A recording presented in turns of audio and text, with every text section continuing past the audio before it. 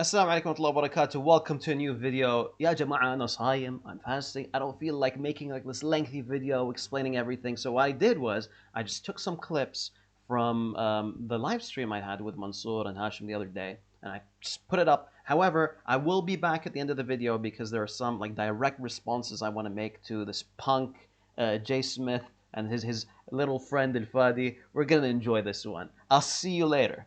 So basically, the individual known as Hafs became famous for transmitting a particular reading of the Quran, named after the leader of a particular school of reciters. In this case, the leader was Asim. Was Hafs an honest and trustworthy person? In other words, can the Muslim world trust Hafs as an honest, trustworthy, and reliable person to transmit the Quran? This is our most important question. I answer by using the following Islamic source. In the Musnad of Imam Ahmad, Volume 1, Hadith number 1268 or 1267 in an online Arabic edition, Muhammad is quoted saying, "Whoever reads Quran and learns it by heart, he will be granted intercession for 10 of his family for whom hell was due." Now let's look at the comments below this hadith. We'll see there is a serious problem here. Its chain of narration is graded as da'if jiddan, or very weak. Why is that? Well, it's because of the presence of Hafs in the chain of narration for this hadith. In fact, here are more comments on this same hadith in Arabic that provide us with more information why the presence of Hafs in a chain of narration makes a narration unreliable. It gives his name as Hafs Abu Umar, huwa Hafs bin Sulaiman al-Bazaz al-Qari. And it says, وَهُوَ مَتْرُوكُ الْحَدِيثِ, meaning, and he is rejected in hadith. كذا قال الحافظ في التقريب وقال البخاري في الضعفاء 9 تركوه. And it says, great Muslim scholars such as Al-Hafidh and Imam Al-Bukhari likewise claimed Hafs is rejected. Fine, thank you. Thank you for your work. I have two questions today. The first one, I am layman in terms of hadith science, but I heard that Hafs is da'if in hadith, but his transmission of the Quran is reliable. So my question is, how can that be, since I guess you need similar qualities. You need trustworthiness, you need a good memory and so on to reliably transmit a hadith. So how can it be that one could take it for Quran and not for hadith? So firstly, we have multiple people saying this about reciters of the Quran. So for example, Yahya bin Ma'in is a very good example of someone that was very harsh against Hafs, said that he's not trustworthy. However, when Yahya was asked about his recitation, he said that Hafs's recitation was even better than Abu Bakr's recitation from Asim. All right. And we can get to what he means by better, inshallah, later on in the stream. But generally, this is a statement based on Yahya bin Ma'in's understanding of what the recitation of Asim is. Okay, so he's saying that Hafs is more than reliable. He's not just, he is the person to go to for the recitation of Hafs. There's even a report by Ibn Mujahid where Ibn Mujahid says, we were told that Yahya bin Ma'in says that the recitation is the recitation of Hafs. And then you have later scholars like Al-Dhahabi and Ibn Hajar saying things like, well, Hafs is weak in hadith, but he's an imam in recitation. Now, how is that possible? How is it that possible that major scholars of hadith in the past would make statements like these, would make claims like these? Were they not aware that there's one brain and there's no like section for hadith and section for Quran? Like if you have a bad memory, then you have a bad memory. That's it, right? How is it possible for someone to have a good memory in the hadith, a good memory in the Quran, bad memory in the hadith? Well, the thing is, they understood how the transmission of hadith and the Quran worked more than we do. I mean, what we're doing today is we're just briefly glossing over some statements in books of biographies of these narrators, and we're coming to these conclusions. They understood the reality of these things. They understood how you can fall into mistakes in hadith. And briefly, one of the main causes for this, one of the main causes for someone to be weak in hadith, is to not care about hadith, to not care about your own hadith. So picture this: you're someone who started to collect hadiths when you're like 20 or mid 20s, even perhaps earlier. You write them down when you're young. Now you're a prominent person when you're older, when you're in your 60s, when you're in your 70s, when people start coming to you asking you about your hadith. Why? Because you're an old person, right? And because you're old, they're looking for a short isnad. And they find you and they say, hey, you have some hadith that you heard a while ago, and you start reciting some of what you've heard a long time ago, or you go through some of your papers that you've written ages ago, and you start sharing some of the hadith that you have. Now, if you're not someone who revises your narrations frequently, you will make mistakes. Sometimes you'll make mistakes in the names of the narrators. Sometimes you'll make mistakes when it comes to connecting a hadith that's supposed to be disconnected, which is actually one of the accusations made against Hafs. He would sometimes connect a hadith that's supposed to be disconnected unintentionally. I mean, there's no reason to assume it's intentional. And that's the thing. It's so different than his recitation of the Quran. When he recites the Quran, he's constantly teaching people the Quran. This is something that he does on a daily basis. He was one of the closest people to Asim ever. And due to this, it's something that he took from Asim again and again, and it's something that he gave to the people again and again on a daily basis, and he was a major imam of the qira'ah. And due to that, you cannot compare his narration of the hadith to the narration or his recitation of the Quran. And there are different examples of that. It's not just Hafs himself. So Hisham bin Ammar, the famous reciter, in his recitation of Ibn Amir's, he's the one of the main rawis of the recitation of Ibn Amr. When he used to also make mistakes in hadith, and he was criticized by some of the major hadith critics. One of them is Abu Hatim al-Razi, and when Abu Hatim was asked about Hisham, he said the main issue with Hisham is that Hisham didn't revise his ahadith. So that's mainly it. That's one of the main reasons why one can be weak in hadith and reliable in the Quran. It's as simple as that. They didn't focus on it. They didn't review it. It's something that they left on the side, and they mainly focus on the Quran. Jazakallah khairan. I hope this answers your question, Brother Simon. Yes, absolutely. Next, we read other charges against him. أخذ مني حفص بن سليمان كتابا فلم يرده. And notice here, وكان يأخذ كتب الناس فينسخها, which means Hafs used to take books from people and copy them and not return them. Actually, for those of you who don't know Arabic, you can still find some information about his dishonesty in English also. For example, in the book Studies in Early Hadith Literature by M.M. Adami, it says on page 128, he copied other scholars' books and put their material in his own. He borrowed a book from Shu'bah, but did not return it. One of the things I want to just quickly touch, if you don't mind, Brother Fareed, I know you're quite tired. There's allegation that people say like, oh, he stole books and he's a thief, right? He's a thief. Shall we just quickly talk about this? I mean, yeah, subhanallah, it's something that you do find in much of Hafs's biographies. I'm glad you mentioned it. If you go to Tabaqat ibn Sa'ad, he mentions this actually. So Tabaqat ibn Sa'ad is the earliest work of Rijal that we get. It's earlier than any of the others that mention this specific report of Hafs stealing, books and whatever. And it's actually under the chapter about Hafs bin Sulaiman al-Minqari, not Hafs bin Sulaiman al-Asadi, al-Bazzaz. So it's a different Hafs bin Sulaiman. However, due to the similarity in the names, there was confusion. And that's the origin of the story. But even that, by the way, so someone taking a book and someone not returning it, that's not necessarily theft. In that sense of the word. So I wouldn't even consider, I don't think others have considered Hafs bin Sulaiman al-Minqari to be a thief or to be a liar for doing that. Exactly. So even if it didn't refer to Hafs, the Qari of the Quran, still that particular Minqari or Munqari, this Hafs, the other Hafs, again, it cannot amount to him being a liar, because a thief is someone who steals without you knowing it.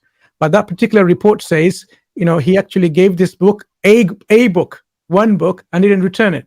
I mean, did he not return it because he forgot? Did he return it for? It could be various other reasons. Just to assume that this is, someone Malicious. deliberately, malicious. Absolutely, it's not justifiable.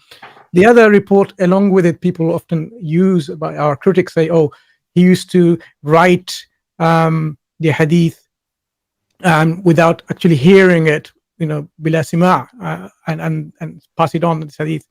Even if it referred to him, I mean, this goes against the methodology of hadith transmission. You can't copy books of hadith and then pass it on to yours. I mean, because of course the intention could be different. Do you want to just elaborate on that? Yeah, if Hafs, so this is about Hafs bin Sulaiman al-Manqari, not about Hafs bin Sulaiman al-Asadi al-Bazzaz. But them saying that he wrote down the hadith or copied the hadith, unless he writes down that he heard from those people that he didn't hear, it's not a lie. It's not a fabrication. The only issue is if he actually says, I heard from those people, and he didn't hear from those people, then it would be a problem. But there's no indication of that happening in the hadith, in the report in the first place. So it's a non-issue. It's a non-issue. Exactly. And more importantly, we read here, وَكَانَ كَذَّابًا, which means, and he was a liar.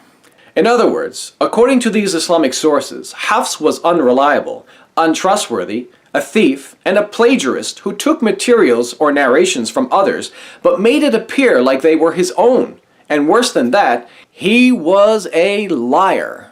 But some scholars of hadith also claim that he was a kadhab. So how do we deal with that? Good. Like Ibn Khirash and others. Yeah. Okay. So there are two people who have, or at least two people who has been attributed to that have said that Hafs is a liar. The first is Yahya bin Ma'in, and the second is Ibn Khirash. In regards to Yahya bin Ma'in, now Ibn Khirash isn't even like a major critic of hadith. So most people aren't really concerned with what Ibn Khirash says. Ibn Khirash, like he himself, if you go to the his biography, and I believe it commented by Ibn Adi, he says, well, I hope that Ibn Khirash isn't a liar. So like there's a question mark on Ibn Khirash in the first place. It is even said that he's a Rafidi. So, wallahu a'lam. So the main concern is really Yahya bin Ma'in. That's the main concern. Because Yahya bin Ma'in is a major scholar of hadith. So how is it possible that this major scholar of hadith referred to Hafs as a liar? Now, I did some research into this, and there are 6 students of Yahya bin Ma'in that have quoted him, sharing his opinions on Hafs. These include Ad-Darimi, Uthman bin Sa'id, Abu Qudam al-Sarkhasi, or al-Sarakhsi, depends on how you pronounce it, Al-Layth bin Ubaydah, Ali bin Hussein bin Hibban, and Ahmad bin Muhammad al-Hadrami. All right, so that's 5, and the 6th is Ibn Muhriz. Okay, so none of these 6 people quote Yahya referring to Hafs as a liar. The only person who quotes Yahya referring to Hafs as a liar is Ibn Muhriz. Okay, that's the first thing. Secondly, here it is right here. I've just been spending a chunk of my time doing research on this the past 24 hours. Now the thing is about Ibn Muhriz and his quote from Yahya. This is the actual quote. He says, Ibn Ma'in said, Ayyub bin al-Mutawakkil, an enlightened reciter, said, the recitation of Abu Umar al-Bazzaz is more solid than that of Abu Bakr bin Ayyash, and Abu Bakr was more truthful. Okay? Yahya said, this Abu Umar is a liar, referring to Hafs. Now I want you to keep a couple of things in mind here. Firstly, this statement is actually a statement in which he's saying that Hafs's recitation is the best recitation from Asim. Okay? Now, imagine that. Imagine referring to someone as a liar, but saying that his recitation is the best recitation. So what does that mean? That means that there are no specific issues with the recitation of Hafs. And this is my challenge to anyone who wants to critique Hafs. Provide an example of a lie that's recited by Hafs. Okay? Go through the Mus'haf from Al-Fatiha to An-Nas, provide one example of a lie by Hafs. And if you cannot find an example, then why are you still bringing this argument up? It's not that this question is not to, I mean, this point is not to you, Akhi Abdullah. It's just a point in general. People that make this claim, they often repeat this claim, but they never bring an example. And it's something I say in the comments all the time in my videos. I say, يعني, طيب, where did Hafs lie? Show me an example of Hafs lying, and they never So provide an example. so we can say that the riwayah, or what Hafs has read from the Quran, which has reached us by way of tawatur, whether or less he is a truthful person or not. Yes. You can say that. Now, I have something more to add about the whole Yahya bin Ma'in thing. Okay? His quote, you see that quote I just provided about from Ayyub al-Mutawakkil that says that the recitation of Hafs is better than the recitation of Abu Bakr bin Ayyash, etc., etc. However, Abu Bakr is more truthful, Abu Bakr is more accurate, more trustworthy. These statements, this is actually said not just by, not just in the report by Ibn Muhriz. And I'm sorry, I'm gonna lose you guys. I hope you guys can focus on this. I'm gonna try to be clear. Mansour, please do have me repeat anything if it's unclear. Sure. There are two other students of Yahya that quote the same thing, and that's Layth bin Ubaidah and Ali bin Hussein bin Hibban. You'll find the quote by Ali bin Hussein bin Hibban in Tahdhib al-Kamal. You'll find the quote by Layth bin Ubaidah in al-Kamil by Ibn Adi. They quote the same thing. However, they don't quote him saying that Abu Umar al-Bazzaz is a liar. They don't quote him saying that. So that's only in the report by Ibn Muhriz. So where does that quote come from? The quote is something that you also find in Ma'rifat al-Rijal by Ibn Muhriz, and it's something that Yahya is asked about separately. Okay? And I'm just going to read it out to you very briefly. He says, قال سمعت يحيى بن معين يقول وذكر أبو عمر البزاز الكوفي. So he's saying, Ibn Muhriz is saying, I heard Yahya bin Ma'in say, and Abu Umar al-Bazzaz, Kufi, the Kufan, was mentioned. And he said, كان أبو عمر هذا كذاب. This Abu Umar is a liar. Okay. Now, here's something really interesting. Abu Umar al-Bazzaz. It doesn't say Hafs bin Sulaiman al-Bazzaz. It doesn't say Hafs bin Sulaiman al-Qari. It doesn't say Abu Umar al-Qari. It says Abu Umar al-Bazzaz. Now, even though Hafs was known as Abu Umar al-Bazzaz, it opens up a possibility that Yahya may have been speaking about someone else. And I've actually found someone who he may have been referring to, and who is actually a better candidate to be referred to as a liar. And that other person, and by the way, this is just a theory so far. It's nothing set in stone, but it's a theory, and at the moment I'm leaning towards this. It makes a lot of sense to me. You had a narrator called Abu Umar al-Bazzar. Okay, in some books he's referred to as Abu Umar al-Bazzaz, and his name is Dinar bin Umar, and Dinar bin Umar was actually referred to as a liar by al-Khalili, and he used to be one of the officers of al-Mukhtar al-Thaqafi. Al-Mukhtar al-Thaqafi being the notorious liar, false prophet who used to claim that he used to be able to see the unseen.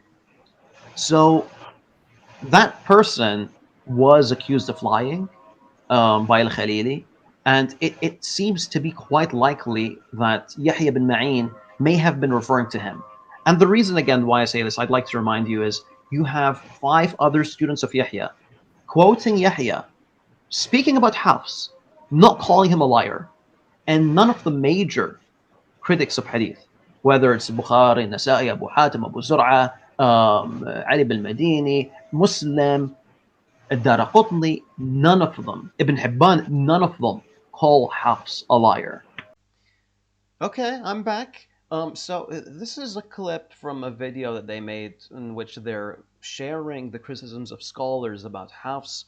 I just want to show you the level of scholarship that we have to deal with. All right, yalla, let's see what these guys have to say. Katie. So you can see these are not high opinions of Hafs. Ibn Hayyan. He used to change Ibn Hayyan. He's quoting Ibn Hibban. He's saying Ibn Hayyan. The thing is, I'm not picking on him for misreading the name. I mean, here it is in English. But if you're someone who's studying this stuff, you should know that this alleged quote is supposed to be from Ibn Hibban.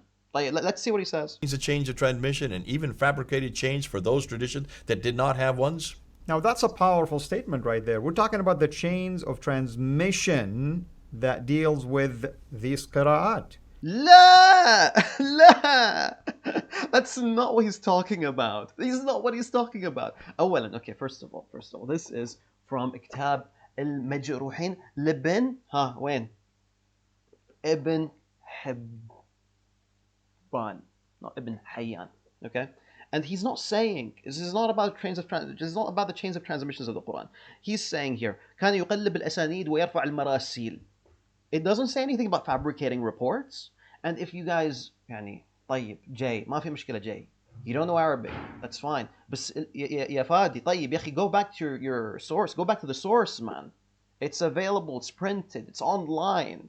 All you gotta do is check it out. There's nothing here about him fabricating chains. Did you write this stuff up?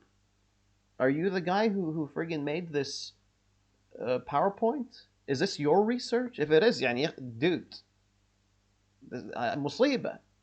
If you're translating it like this, if you're translating it as fabricating chains, you got some serious issues, man. In any case, he's saying that he's connecting disconnected reports. That's due to mistake. That's a mistake. That's a form of a mistake that narrators make. You hear a hadith from Muhammad bin Sirin, from Abu Huraira, and that's it. It's just a hadith of Abu Huraira. However, you assume that it's Muhammad bin Sirin from Abu Huraira from Rasulullah sallallahu alaihi wasallam. You make that assumption. You think it's a connected hadith when it's a statement of Abu Huraira. It's a mistake. It's not intentional. There's nothing here. Ibn Hibban doesn't say it's intentional. Okay? He says يرفع المراسيل. He translated it as and even fabricated chains for those traditions. That's not what it says. Okay, one more time, huh? He thinks Ibn Hibban is Ibn Hayyan. He mistranslates the whole criticism, and then he says that these are fabricated chains of the Quran. يعني المشكلة أنت لا تعرف تقرأ صح ولا تفهم الحكي يا أخي إيش أسوي فيك?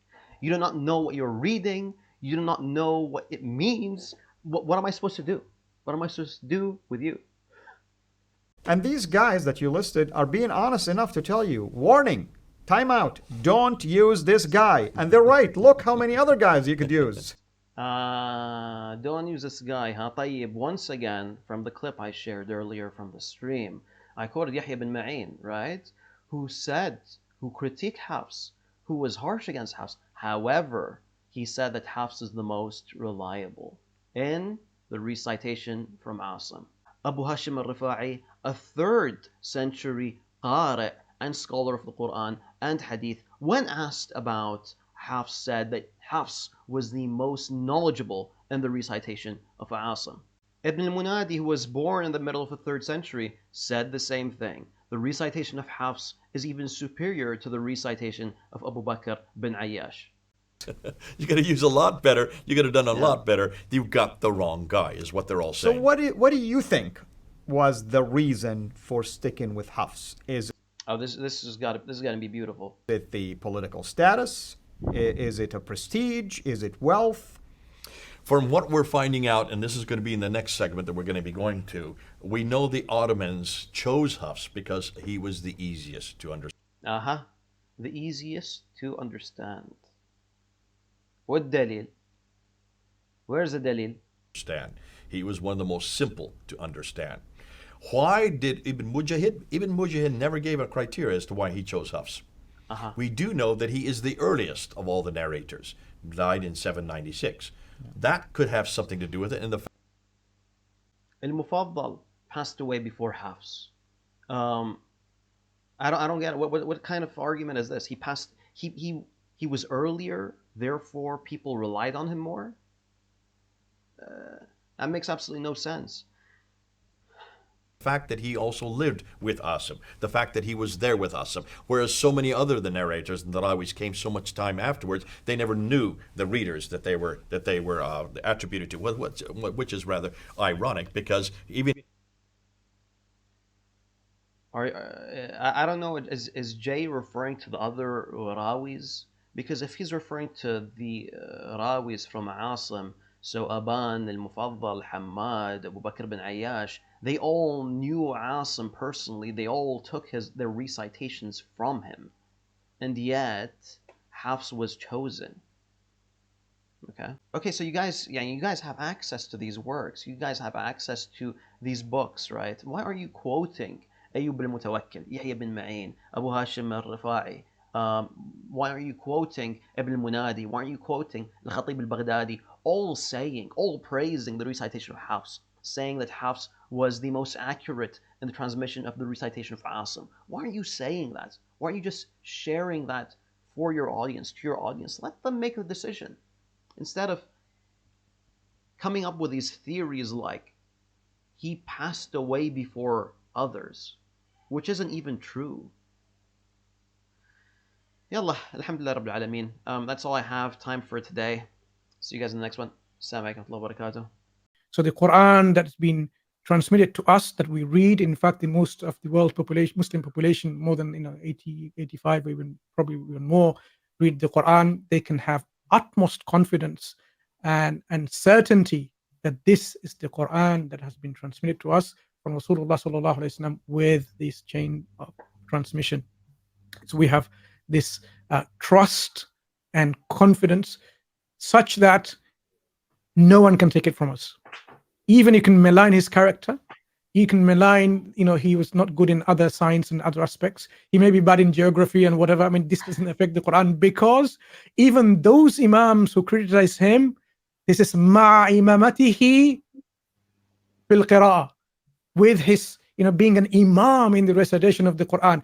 This is something that's been omitted by our critics. The critics overlook this factor. If you look at, the example they bring, it's just there, the next line, the next word saying, but he is a master in this, in the qira'at, an imam, someone who is, perfect, someone, is the strongest that you can have who transmit from his teacher.